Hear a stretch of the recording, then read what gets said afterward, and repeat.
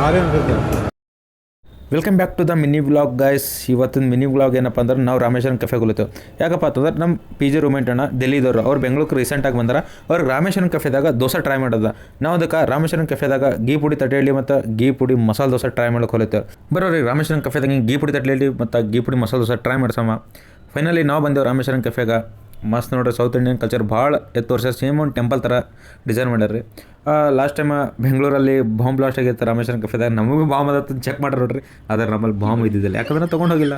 Finally ನಾವು order ಮಾಡಿದ್ದೆ ನೋಡ್ರಿ, ಗೀ ಪುಡಿ ತಟ್ಟೆ ಇಡ್ಲಿ ಮತ್ತು ಗೀ ಪುಡಿ ಮಸಾಲೆ ದೋಸೆ. ಆರ್ಡ್ರ್ ಬರ್ಲಿಕ್ಕೆ 10 ಮಿನಿಟ್ ಆಯಿತು. ಫಸ್ಟ್ ಇಡ್ಲಿ ರೆಡಿ ಇತ್ತು, ಇಡ್ಲಿ ತೊಗೊಂಡೆವು. ಇಡ್ಲಿ ತೊಗೊಂಡು ಚಲೋ ಬ್ಯಾಟಿಂಗ್ ಆಡಿದೆ ನೋಡ್ರಿ. ಒಂದು ಇಡ್ಲಿದಾಗ ಹೊಟ್ಟೆ ತೊಗೊಂಬತ್ತು, ಇನ್ನೂ ದೋಸೆ ಬರಾಯಿತು. ಬಿಡ್ತಾರೆ ಅಂಥ ಟೇಸ್ಟ್ ಇದ್ದು ದೋಸೆ ತಿಂದೇವು ಇರುತ್ತೆ. ಮತ್ತು ತಿನ್ಬೇಕು ಗೀ ಪುಡಿ ಮಸಾಲೆ ದೋಸೆ ಬತ್ತು. ಗೀ ಪುಡಿ ಮಸಾಲೆ ದೋಸೆ ತಿಂದೆವು.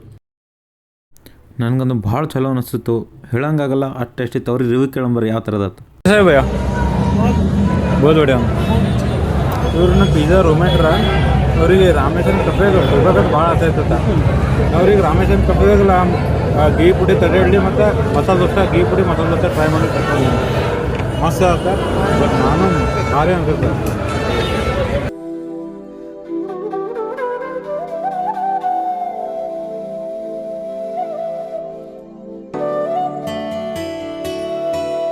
ಇಡ್ಲಿ ದೋಸೆ ತಿನ್ಬೇಕಾ ಮ್ಯಾಂಡೇಟರಿ ಫಿಲ್ಟರ್ ಕಾಫಿ ಬೇಕೇ ಬೇಕು. ನಾ ಫಿಲ್ಟರ್ ಕಾಫಿ ಕುಡ್ದು ಪಿ ಜಿಗೆ ರಿಟರ್ನ್ ಆಗುತ್ತೆ ನೋಡಿರಿ. ನಂದು ಈ ಮಿನಿ ಬ್ಲಾಗ್ ಇಷ್ಟ ಆದ್ರೆ ಲೈಕ್ ಮಾಡಿ, ಕಮೆಂಟ್ ಮಾಡಿ, ಹಾಗೆ ನಿಮ್ಮ ಫ್ರೆಂಡ್ಸಿಗೆಲ್ಲ ಶೇರ್ ಮಾಡಿ, ಫಾಲೋ ಮಾಡೋದು ಮರಿಬೇಡಿ.